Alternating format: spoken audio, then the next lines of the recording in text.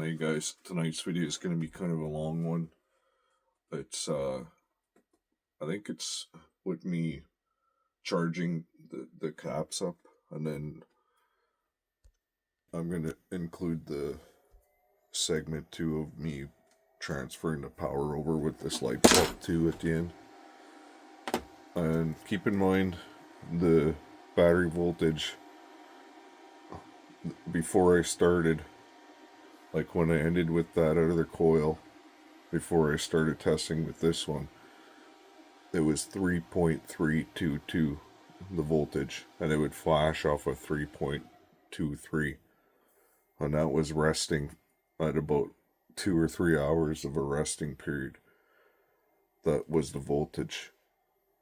And then I started charging the cap again, and the cap voltage was 51.33. I went back into the video footage and I found that voltage when it was resting when I started this, and it was 51.33. I can't remember what I said in the video, but keep that in mind while you're watching this. And it's going to be a long one, but I've transferred power over from the caps to the battery now about 8 times or so, and I've wasted a lot of power, and each time I've done it with the light bulb and that transformer circuit. I don't know how much of it I'm going to show because it's a really long process. Like just the dump back into the battery is over half an hour sometimes, depending on how many volts I take out. But it's really interesting, and there's always a gain. The battery voltage always comes up higher than when I started. Definitely a gain in this circuit because of how you reuse the power more than once. There's VARs in this, but they're VARs with watts, and that's the key to this working. And I can send it directly back into the battery, just like I'll show again. You know,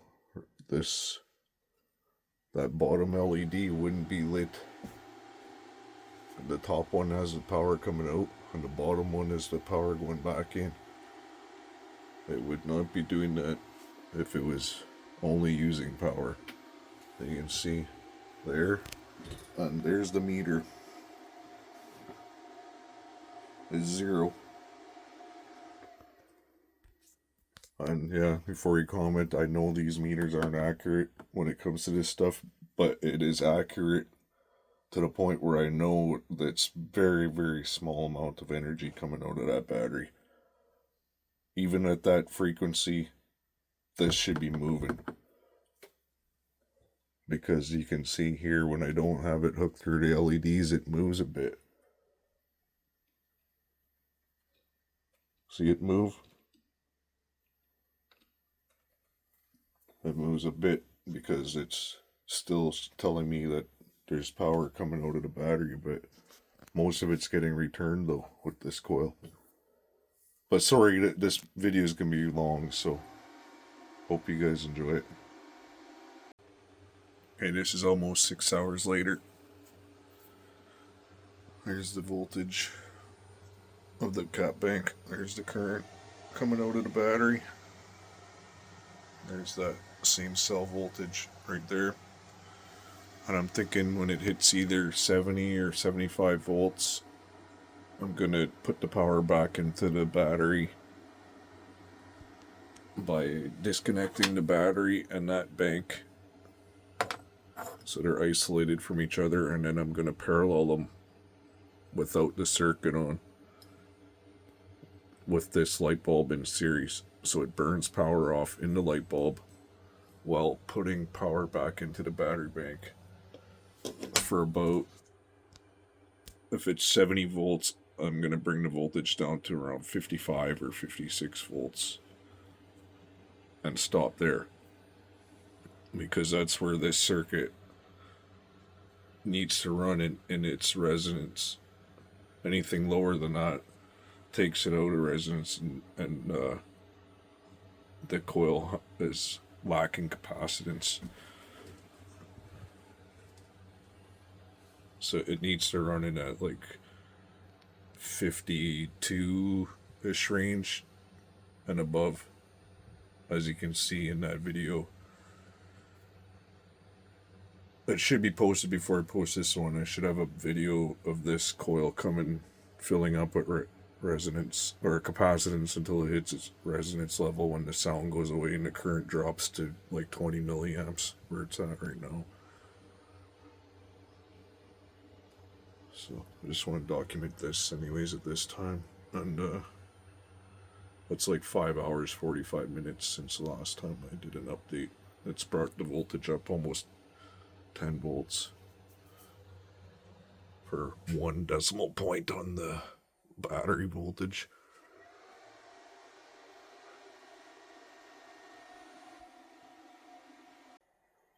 Okay, we're about an hour and 20 minutes later from the last clip. There's the scope still. The voltage now in the bank. The voltage in the battery. So I'm thinking when I get maybe another 2 or 7 volts in this pack here, depending on the rate of charge, as the input current's just going to keep dropping as the voltage in this goes up. So we'll just see the rate of charge, what it's doing. But I think in another, like I said, 2 or 7 volts, I'm going to discharge it by disconnecting everything. Take the cap bank off from the circuit, disconnect the battery from the circuit. Then I'm going to parallel the cap bank and the battery together with the light bulb in series with it. So I burn power off in the light bulb while transferring the energy over while using some of it. So you can see that's the cell there. Here's the battery voltage. 26.6. It's still where it started pretty much. It probably dropped a little bit. It's using about 11 milliamps or so right now, as you can see right here. This right here is marking the center line of right here, and that's your power going in. This is overall power, which doesn't mean anything in this because it is registering all of the current, the amperage, which is AC amperage. The only power that is coming out of the battery is from the center line up. You know, and that varies as the circuit, because this is kind of like a big sine wave when you expand it out. So that varies a little bit. So, you know, here's the bottoms that are below that. And there's the tops. And you can get an average just by pausing in different spots. But this doesn't apply to this type of pulse DC, measuring it from the battery. You know, and if you think it does, then you're totally wrong. And you're thinking, and the voltage and everything will verify that, because I can take this exact same battery, go put it on my one of these here, and discharge it at this amount of milliamps, and it'll fall. The voltage will fall way, way faster than what it is here. You know, and I can prove that. Like you can see, it's rising steady. That's holding steady. And once I have it, I can easily just hook this up. These are normally open, normally closed switches. As you can see here, common's in the center. You've got these 3 leads, normally closed, common, normally open. So I can do is I could just disconnect the battery from the circuit and the cap bank and then open it or close the last circuit, which will allow the power to flow back, whichever way I design that circuit. And I can do that through an app, and this thing pulls about 5 milliamps out of a battery, 24-volt battery. So there's more than enough power there to run that circuit to do that. Because when it's charging, I can just have it on a normally closed circuit, and it won't use any power at all. So that's that anyways.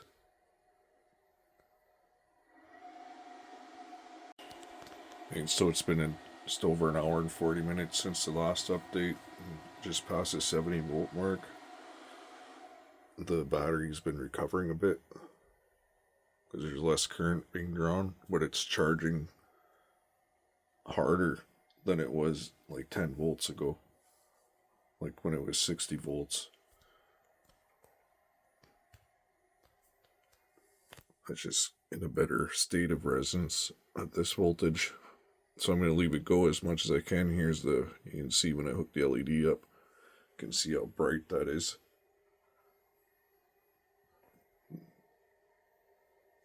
I'll just unhook it and turn it back. You can watch the gauge, see it go down and go back up.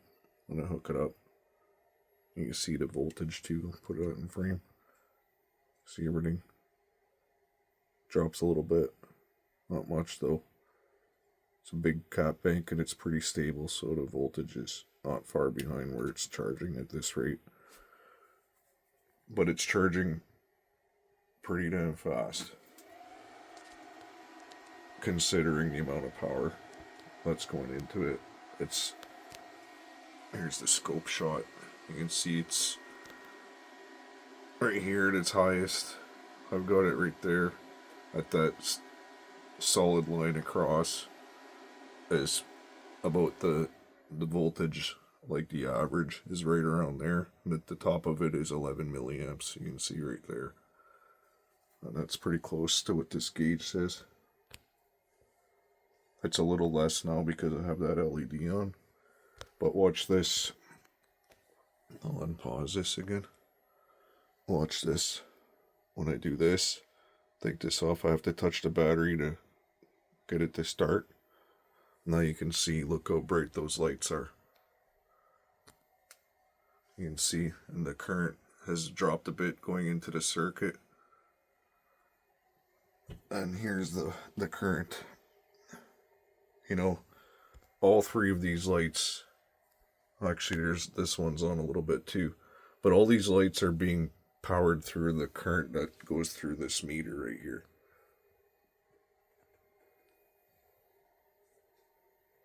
You know, like as soon as I disconnect it here, even, it'll all stop, see?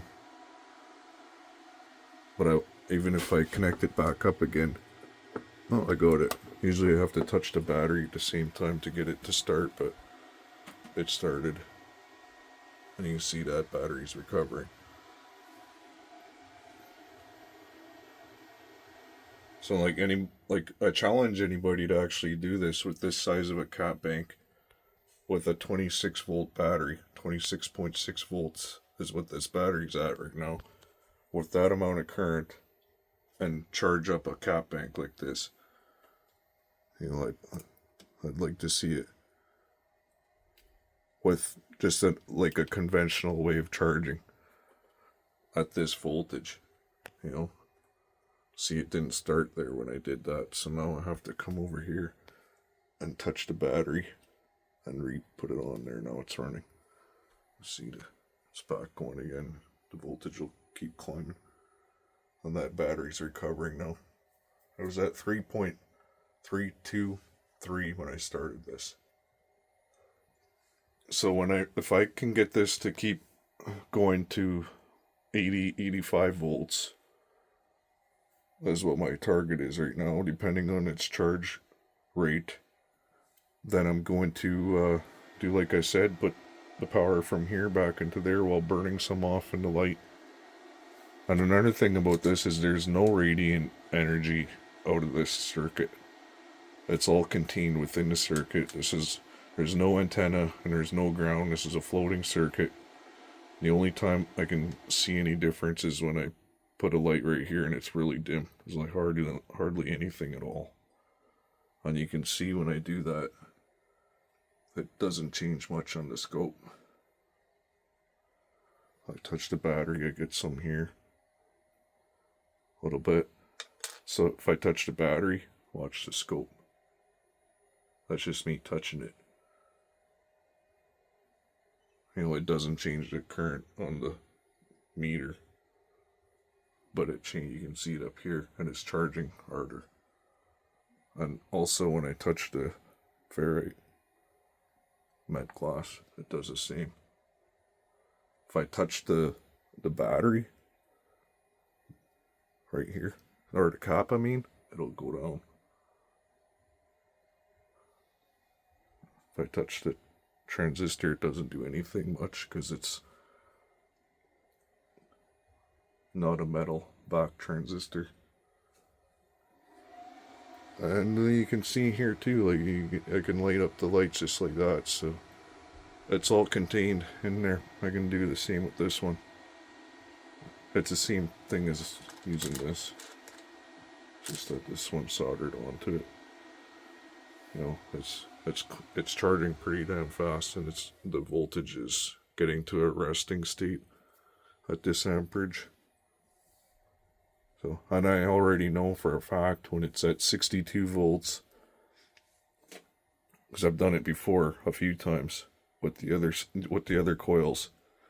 When it's at 62 volts and I bring it down to 48, I can bring this up to, and it was at a lower voltage than this before too. It was at 3.318 when I've done that. And when I put the power back in, it went to 3.324. And that's where we've started from again with this all over again.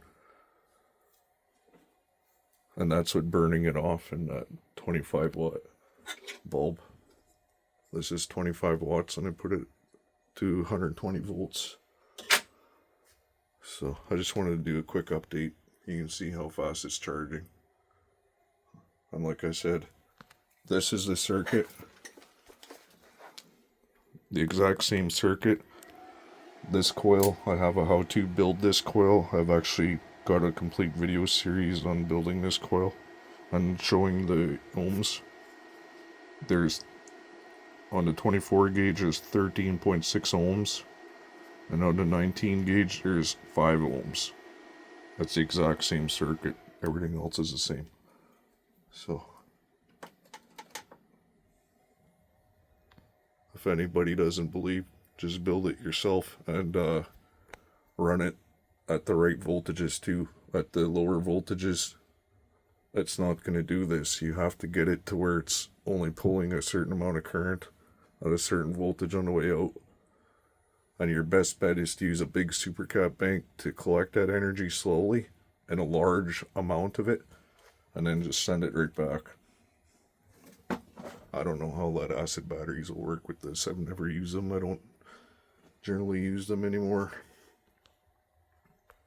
But I just wanted to make an update. Hey, so it's been a while now. I'm going to probably call it at this. Here's the scope.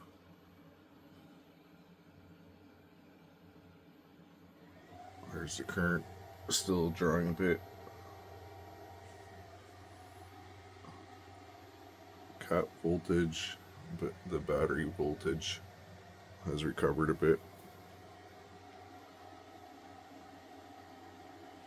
See, here's the output still, which is actually still pretty good. I could leave it go for quite a bit longer, but it's almost broke this off here.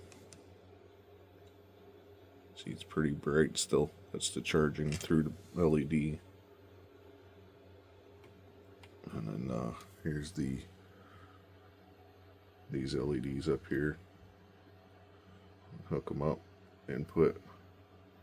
See, there's 0. Well, let me do that. You know, like just having, you can leave these LEDs on and there's your power recovery. Just goes out of the circuit and right back in for nothing. Extremely little draw. Those are two 20 milliamp LEDs lighting up right there. Nice and bright, really bright. Top one's a bit brighter, but it's pretty noticeable, especially when there's no draw on the current gauge. But I'm gonna stop this here, and then I'm gonna do like I said. I'm gonna hook this cap bank and battery bank in parallel with this in series to it, and I'm gonna bring that voltage up. We'll see how high we can get it. It started at 3.322, and then it was just bouncing off of 3.323, and between 3.322 and 3.323 before I started. We'll see. Okay, got it hooked up. I put the gauge down there so I'll be able to keep it all in one frame. It's still going to that one cell right here. And then positive comes out. I'll just have to hook it up right here. Negative comes out right there into the battery. So that's what it is. As soon as I hook that wire up, it'll start. I think I'm probably going to bring it down to around 55 volts on the cap bank. See how it goes.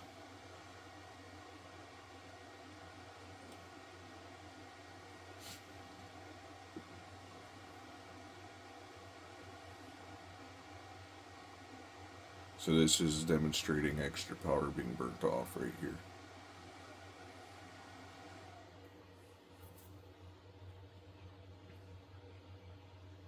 They're in parallel. That bank is in parallel with that 26 volt battery.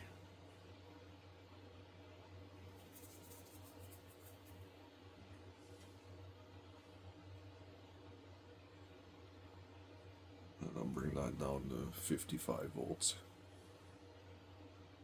Either 54 or 55. I just want it to rest somewhere around 55.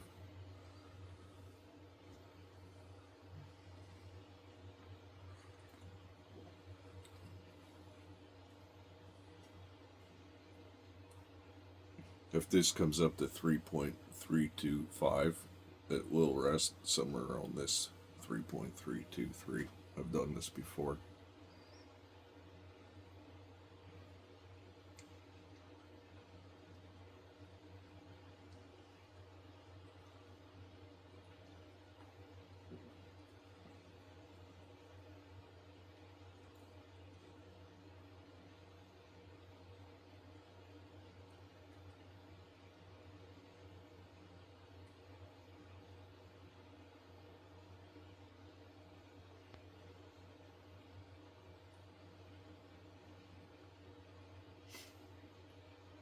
This is a 25 watt bulb at 120 volts on the kilowatt. That's what it says.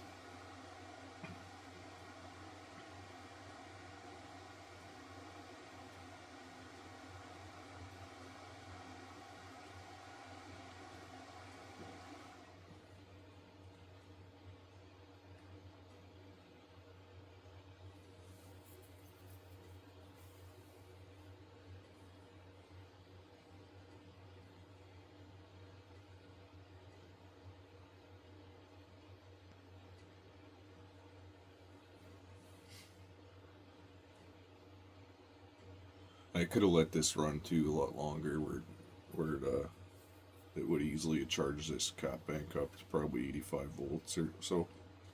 But we'll let it run for another day.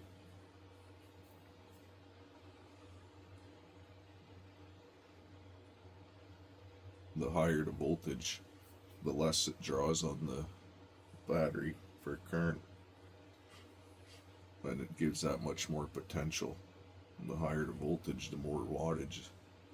The light's gonna be brighter, and it'll put more current into the battery when I'm doing this.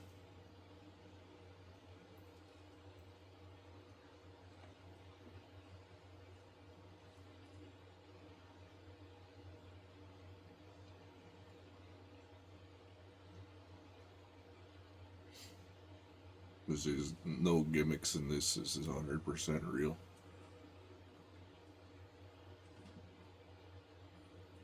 You know, if you don't believe it, just do it yourself and do it the way I'm doing it. Because I've never tested it with anything else. You know, I might be able to do something different and get it to work for you too. But this is what I know works. So I'm just, if you're gonna do it, just this is a 25 amp hour lithium iron phosphate battery with no BMS on it. It has a battery maintainer on it, whatever, auto balancer, but it's not plugged in. It works really good because when I charge it, I just plug in the auto balancer. Usually the cells are really, really equal with these cells.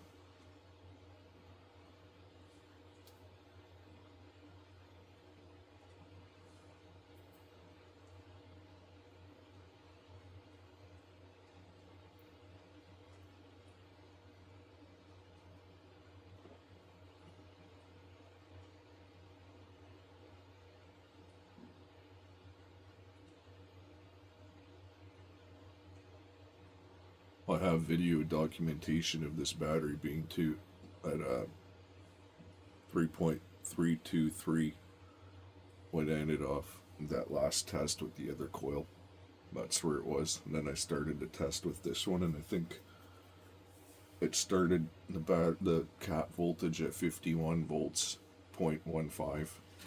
That's where I started charging this cap up with this coil.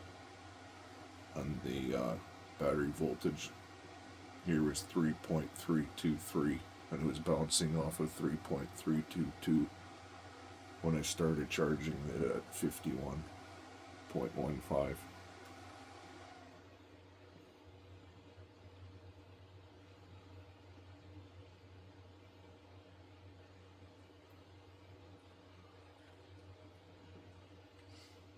It's all about using power more than once. That's why you can light the LEDs without any current draw. It's because the power comes out of the battery and it goes right back in. It runs the circuit. It probably gets used about 3 times before it goes back into the battery with this circuit. That's why I designed that circuit like the way it is. It's a matter of, like, some of my old videos, you can see where I'm using bridge rectifiers as a resistor that subtracts voltage, but it lets the current go through. And that's what this circuit does. I designed that right into this. You can even see in some of my driver circuits when I'm subtracting high voltage to run the driver circuit at a lower voltage. That's the same principle. Like if you want to see for yourself, just take like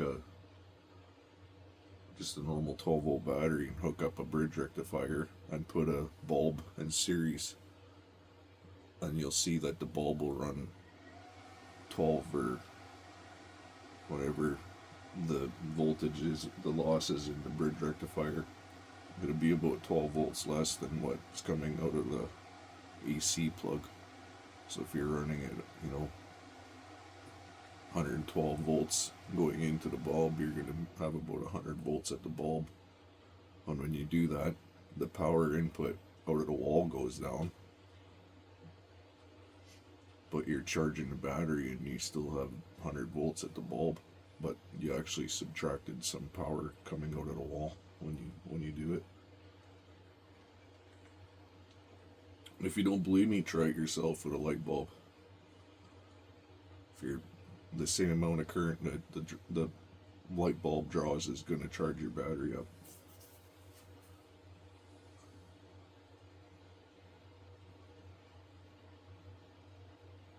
been doing that for years. That's what you see in the background here in my shop. That's how I maintain my batteries a lot of times. Is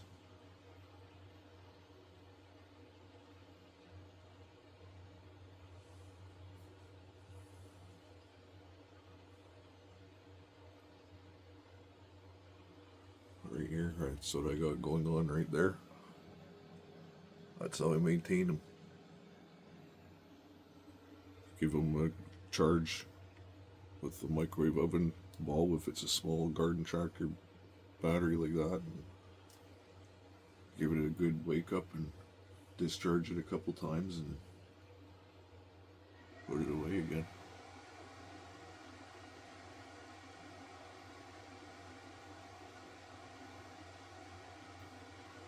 See, I already know now this is going to probably rest at 3.323. Still have another 10 volts to go discharge. And the light bulb is burning right here.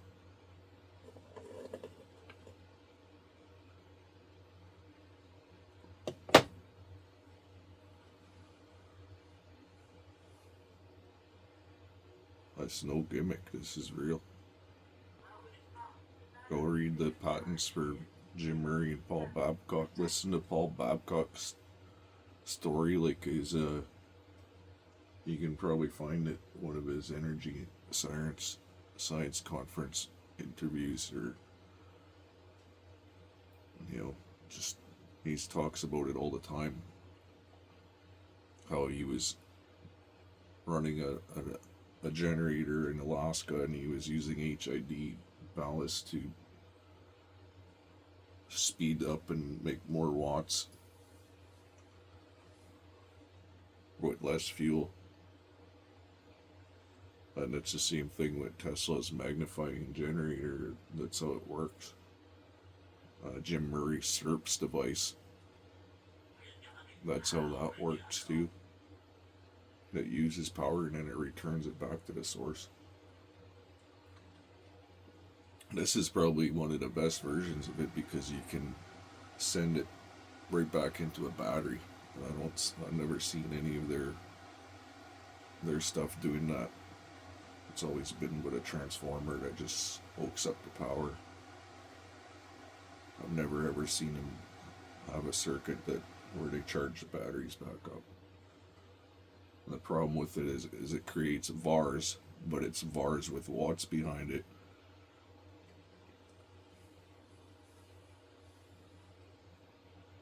Usually a VAR has no watts in it, but the SERPS device creates VARs with watts in it.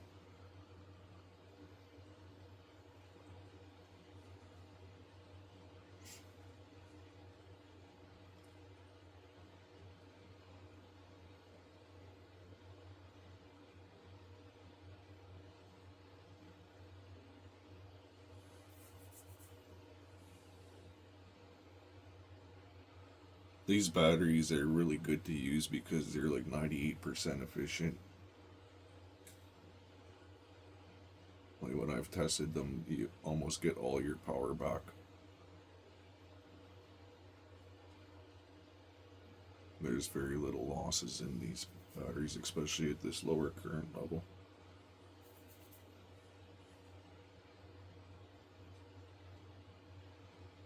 Like look how much higher it is.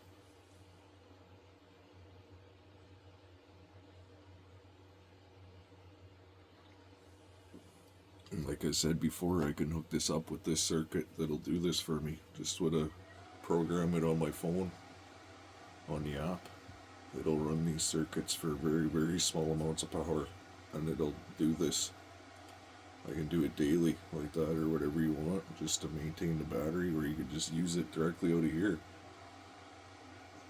It's whatever. This will easily loop itself and run itself. You can see the power's right there.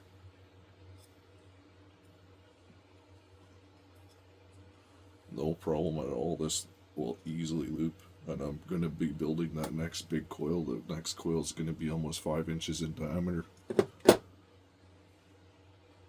That one might have a bit of draw on it, but the power coming out of the system in total will be much more than what the draw is on this system.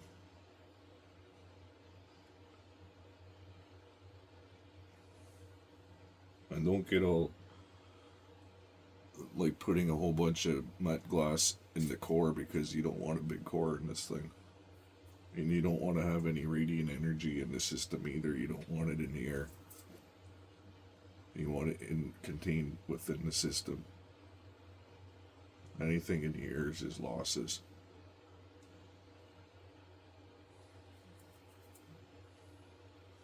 And you don't want it to make noise either. If it's making noise, that means that you should be charging a higher potential cap bank.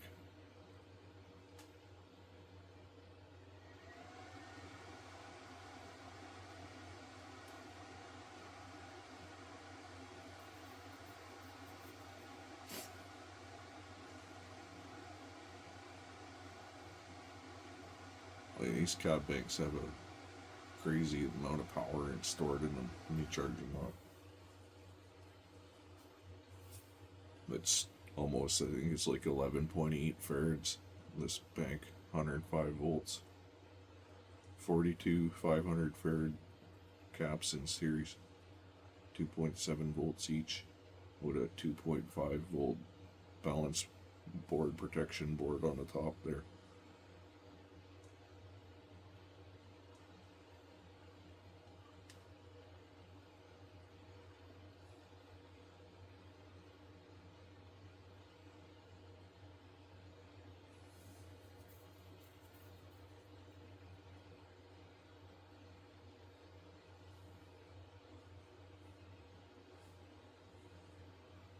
I think I'll probably stop it at 60 volts and then redo it, charge it up again.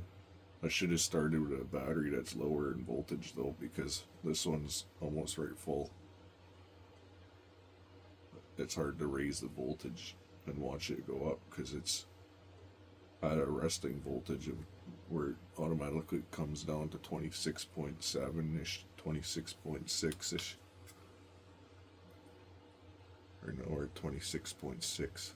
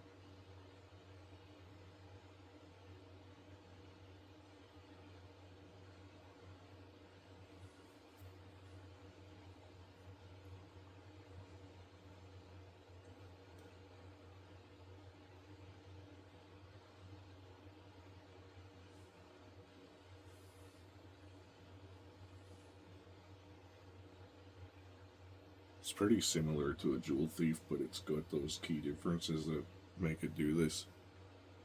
Jewel Thief pretty much just has one coil that it's like a transforming effect kind of thing.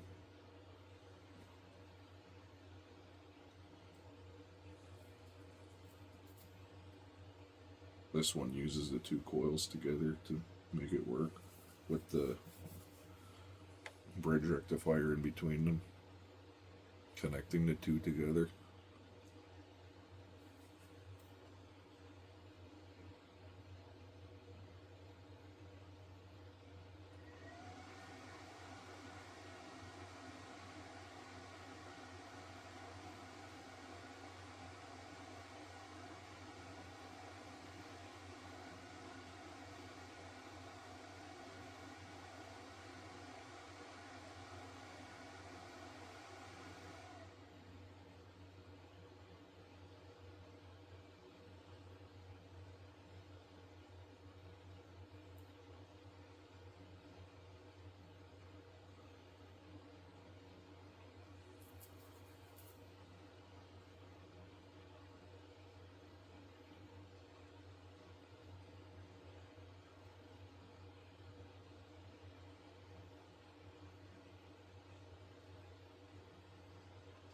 60 volts will stop it. That'll be good enough. It went up quite a bit and burnt off some power.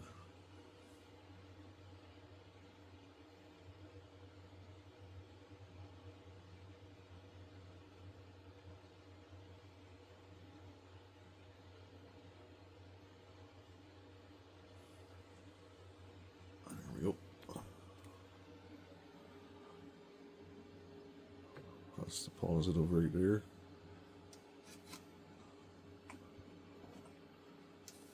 I love how that meter just shuts off all of a sudden.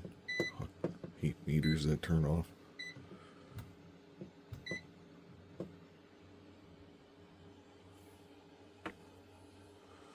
That was there.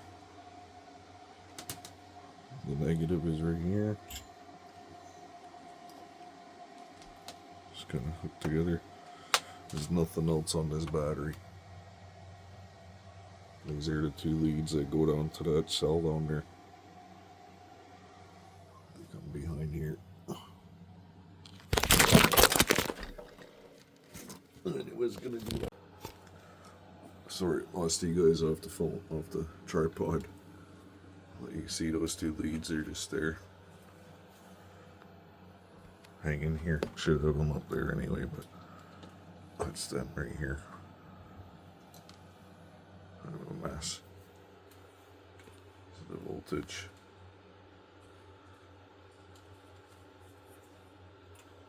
And that should settle down to right where it pretty much started. And that's it. Just have to hook this back up and charge them up again. See what we get.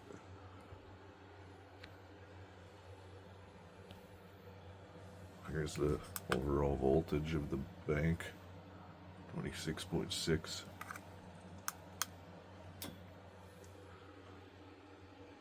So, do that again. So I pushed everything back there now, and here's the resting voltages.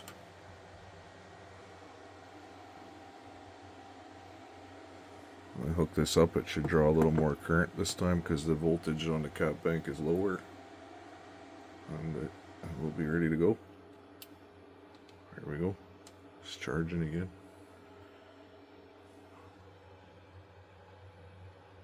That's what we're starting at.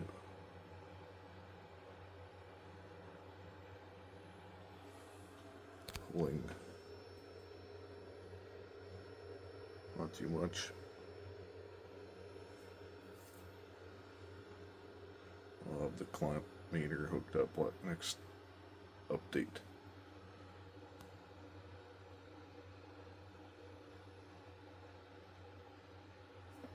So I'm starting about the same voltage with a higher cap voltage, which means it's going to draw a lot less current from here on. I put those wires up there so everything's just up on the bench, nothing hanging over the edge here anymore.